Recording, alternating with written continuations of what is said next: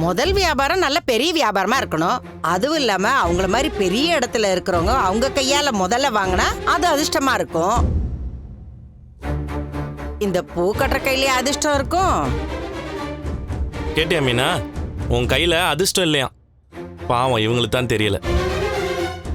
தார் ரோடு மாதிரி இருந்த என் வாழ்க்கைய பளிங்கிக்கல் மாதிரி மாத்தினவ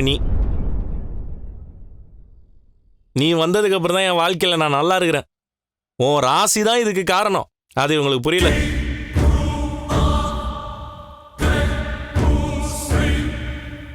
ஆண்டிக்கு தான் முதல் பில்லு. தல்றா ஆண்டி. வாங்க ஆண்டி. வாங்க வாங்க.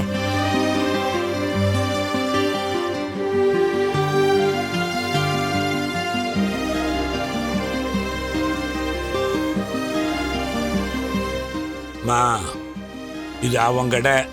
அவன் என்ன செய்யணுமோ செய்யட்டும். நீ எதையும் மனசுல வச்சுக்காதம்மா. Aunty 1,50,000 aunty.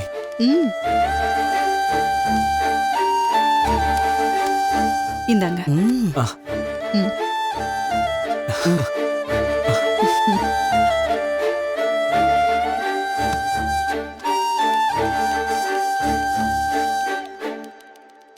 இப்போ நீ எதுக்கு ஃபீல் பண்ற? என் அம்மா அப்படிதானே தெரியும்ல. முதல்ல நீ எதுக்கு இதை வாங்கன்னு நினைச்ச? இல்லங்க, நம்ம வீட்ல இருக்கிற மிக்ஸி சரியா அரையல, அதான் புதுசு வாங்க. அதான் உன்னை எல்லாரும் மடி வச்சு நல்லா அரைச்சிட்டாங்கல்ல. சரி விடுங்க, இன்னைக்கு தான் கடை திறந்திருக்காங்க. நீங்க சும்மா எதுவும் பிரச்சனை பண்ணி. யார் நானா பிரச்சனை பண்றேன்? இல்ல, நீங்க எதுவும் பேசாம இருங்க, அது போதும். நம்மளால எதுவும் சண்டை வரக்கூடாது. இந்தாங்க ஆண்டி. ரொம்ப சந்தோஷமா இருக்கு சம்பந்தி. ஒரு வசதியானவங்க கையால முதல் வியாபாரம் ஆரம்பிச்சிருக்கீங்க. என் பையன் பெரிய ஆளா வந்துருவான். ஸ்ருதி, நீங்க என்ன வாங்கிருக்கீங்க? ஒரு ஹேர் ட்ரையர் வாங்குறேன்.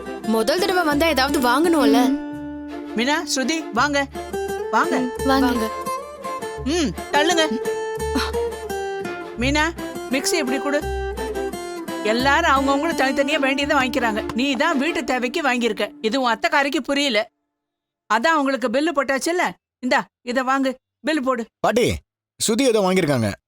மீனா நிக்கிறால, முதல்ல பில்ல போடு. ஏண்டா பாட்டிட்ட காசு வாங்கிடுவியா நீ? ஏன் வாங்கினா என்ன? இது பிசினஸ். சும்மா எல்லாருக்கும் கொடுக்க முடியுமா? ஏன் உன் பொண்டாட்டி சொன்னாலா சும்மா வாங்கிக்க சொல்லி?